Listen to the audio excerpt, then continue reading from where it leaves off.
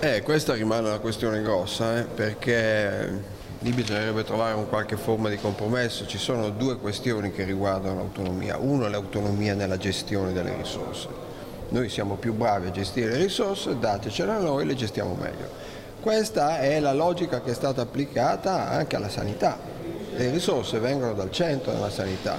La cosa su cui è più difficile trovare un compromesso è quello di dire: noi non vogliamo soltanto l'autonomia nella gestione di questi soldi, vogliamo che questi diventino nostri soldi da qui in avanti, per cui se poi noi cresciamo più degli altri, questi soldi rimangono nostri, e questo rompe però quello che è stato l'approccio finora tenuto, per cui siamo in una nazione per cui le regioni che sono più ricche, siccome c'è una tassazione progressiva, pagano di più in termini pro capite di quello che pagano le regioni. Su questa seconda parte è molto più difficile da ottenere.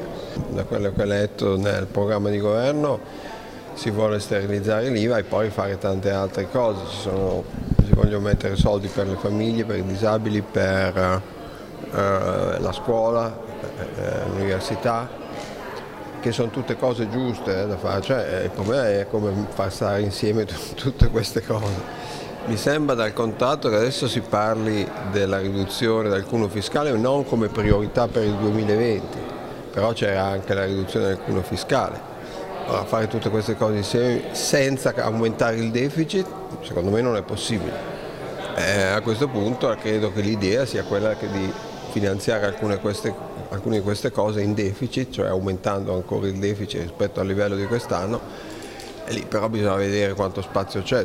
Secondo me personalmente dal punto di vista economico non c'è molto spazio.